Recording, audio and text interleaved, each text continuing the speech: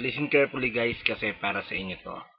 So, ano nga bang gamot sa nagdurugong puso?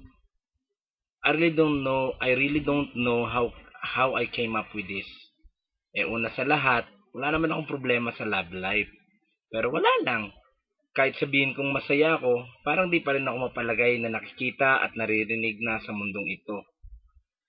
May mga nasasaktan pa rin at ang masakit pa nun, ang iba dun mga kaibigan ko. I've been hurt so many times in my life na minsan pa nga, mismong kakain ako ng Big Mac, itetext ako ng GF ko na pagalit. Ayun, sira na naman ang araw ko. Yung mga iba ko namang kaibigan, mas matindi pang istorya. Pinagpalit daw sila sa iba. Kunwari, silang liligawan.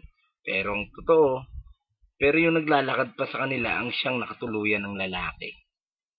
Ano ba yun? What a sawi moment na may tuturing. Pero made her realize na love is unfair talaga. Lalo na pag ikaw ang dehado. Parang naging survival of the fittest na nga ang nangyayari ngayon sa pag-ibig. Yung tipong pag maganda ka, gwapong makakatuluyan mo. At pag pangit ka, laking tsamba lang pag may itsura ang napili mo. Ako nga, hindi naman ganun kagwapuhan. Di rin cute. Minsan lang, minsan lang masabihan ng may itsura hindi rin pinaligtas ng pag-ibig.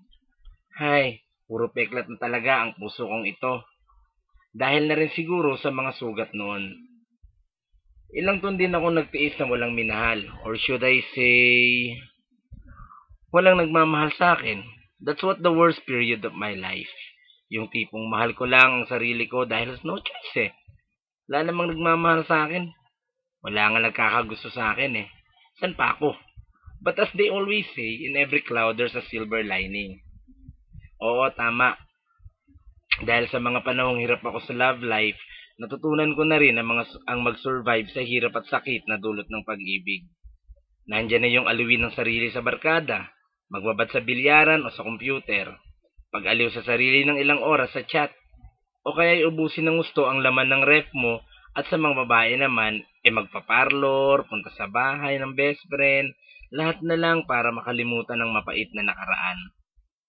So ano nga ba talaga ang gamot sa nagdurugong puso? It's not what you do that makes a difference but how you think. Kahit dibutin mo na ang buong Luzon para kalimutan siya, kung hindi pa rin magbago ang mindset mo about love, sorry dude, wa-effect. As in wala. Blanco, void, null, empty set, 0%, kapos, mintis, airball, bakit? Material pleasures can compensate for the pain of your heart received. And pag heart na ang nasaktan, apektado na rin malamang ang utak. Because they are in a mutual status. Masaktan ang isa, masasaktan na rin ang kabila. Try changing your mindset.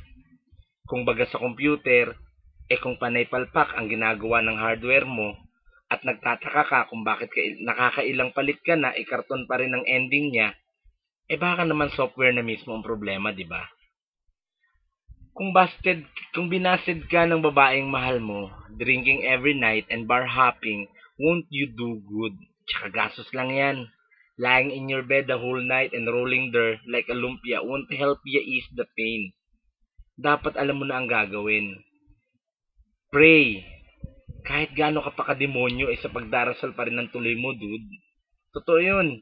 Find a time alone na one day, kausapin mo siya na parang kabarkada mo lang siya. Talk to him as if kausap mo ang pinaka-close na tao sa buhay mo. He can touch the hardest hearts in the vainest minds. He did that to me and I'm sure magagawa din niya yun sa'yo. Sa mga iniwanan ng kanilang BF o kaya GF, huwag na kayong manood ng mga movies na may iwanan na tema. It's like jumping into quicksand. Lalo na yung mga lalo nyo lang inilubog ang sarili nyo. Sa mga nagsisenti naman, sige, ox lang yan. Kasi ako ganun din. Di ba nga, music is the choir of your heart? Kahit gabalde na ang luha mo, sa kaiiyak sa tune ng One Last Cry ni Brian McKnight, ox lang yun. Kahit in reality, hindi. Try straightening your goals. points of view, or beliefs. Ano ba talagang gusto mong mangyari sa buhay mo? Sa love life mo? Siya ba talagang mahal mo? O siya talaga at di kanya mahal? It is necessary ba talaga na dapat maging kayo para sumaya ka? Unconditional ba talaga ang love mo for him? Bakit naghahanap ka ng kapalit na pagmamahal? Bakit ka nasasaktan pag nalamang di ka pala niya mahal? Ano ba talagang definition ng loving someone? Bukal ba sa loob mo na masaya ka for her kahit hindi ikaw ang reason ng kanyang happiness? May umiibig bang hindi nabibigo? Pwede bang magmahal ng hindi nasasaktan? Anong gusto mo? Magmahal o masaktan? O hindi mahalin? You see, asking yourself these questions might straighten those curly love lashes of yours. Don't think of your inferiority. Yung tipong, kesyo pangit ka, may pimple ka, kulang ka sa height, kulang sa pera. Kasi, if the girl or guy dumped you dahil lang sa kakulangan mo sa physical na bagay, hindi talaga siya deserving na mahalin. Promise. Ibang tao lang talaga ang bagay para sa kanila. Ikaw ba yung tipong tao na nakikita ang love in a black and white scale? Well, it's not the right moment to realize na ang love have gray spots in it. Na hindi lahat ng tama ay tama at hindi lahat ng mali ay mali. Being not too open to these gray spots would spell disasters sa inyong getting over na stage. Ano ba talaga tong gray spots na to? Yung tipong people who tend to fall out of love, hindi sa nagsasawa, bigla na lang nila nalalaman na hindi na pala nila mahal yung GF o BF nila. There's nothing really wrong about it. Sa isang side, kasi ganun talaga. Di naman din niya sinadya na mahalin ka. Malamang di rin niya sinadya na mawala ang love niya. Tamang isipin natin na love is a feeling. But it's not a decision. Decision parts comes only when it concerns maintaining the love. As long as there's a feeling of love, may decision kang i-maintain yun. But yun nga, what's the point of maintaining something na wala na talaga? Kung wala nang love, wala na talaga. Kung tumagal man kayo, baka awa na lang ang nararamdaman niya to you. That's why it is important na maklarify mo ang sarili mo sa mga ganitong gray spots. Wala kang girlfriend o boyfriend? So what's the big deal? Sa unang tingin, nakakainggit kasi nga may kaholdingan sila.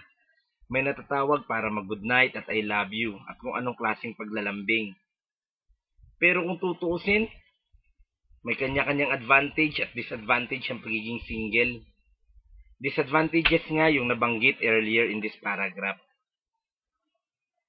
Ang advantage, you can take care of yourself or pag nag-aaral ka pa, you can concentrate on your studies.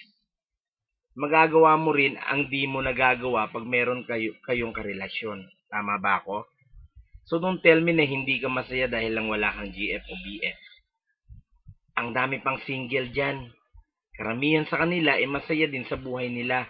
Believe me.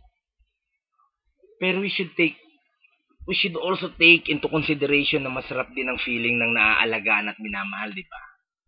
Well, that's where appreciating what your friends do to you comes into play. Friends or peers will always be there.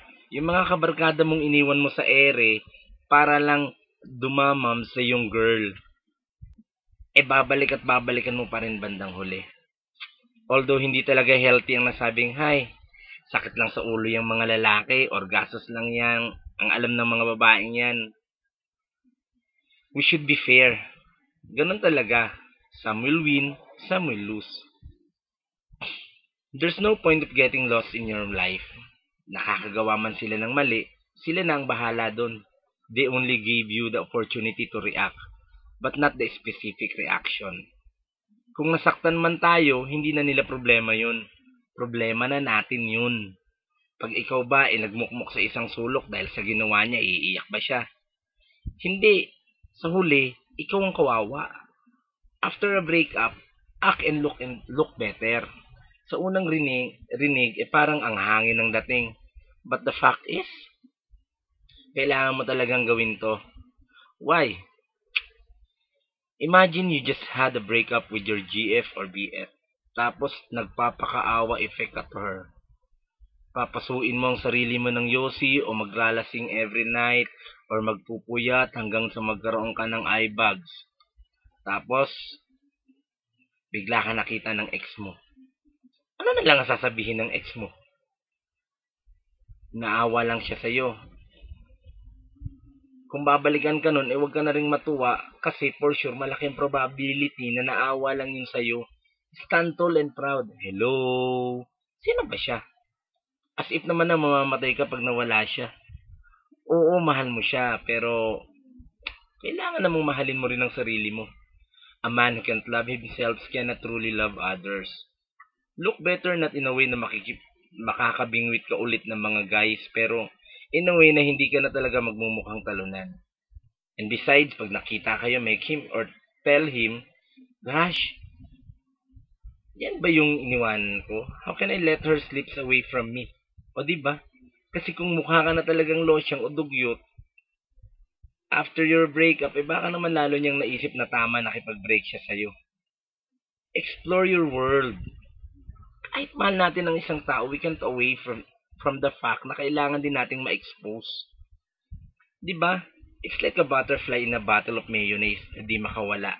Hindi makita ng ibang tao ang kanyang kakayahan at kagandahan. And even worse, baka mamatay pa yun, diba? Sa mga probs na ganyan, alcohol and cigarettes don't work. Harapin mo na agad ang reality na mangyayari ng mga bagay na yon na hindi natin gusto. Pagsubok lang yan, hindi pa yan kamatayan. Funny cause lagi na lang sinasabi sa atin na Lord, God won't give us problems na hindi natin nasosolve. Pero still, parang nagbibingi-bingihan pa rin tayo. Natatakot pa rin tayo. Obstacles are what you see when you take your eyes off your goal. Ano ba talaga ang goal mo? Ang magmahal o magkaroon ng BF or GF? If you choose the latter, hindi ka talaga magiging happy. Stop looking for love. Start being lovable. Open your heart to pain. Because with pain comes happiness. Happiness na hindi ka agad nahahanap. Because it slowly integrates from those little things that you do for love. We're smiling face. Always. Don't smile alone. Liwang tawag dun. What I mean is, people tend to get close to those whom they know na masaya maganda ang mindset. Stop talking and thinking about failures and pain. Because what you think would most likely attract you. But as always, it's easier said than done. Tulad ko, ang dali kong sabihin to kasi I'm not in not so nice situation. Pero natututunan ko tong mga to from my experience na rin. Hindi naman talaga madali pero hindi rin talaga mahirap. It's all in the mind and the heart. Kahit ano pang gawin sa iyo ng pag-ibig, always open your heart. Dapat laging alive. Because you cannot love with a dead heart. Don't ever tell yourself na ikaw ng pinakawawang nilalang sa pag-ibig. Paano na lang ang mga taong namatayan? Mas masakit yan, di ba? Nagkataon lang talaga na iba-iba tayo ng problema. Sige, next time. Hanggang sa uulitin ulit ha.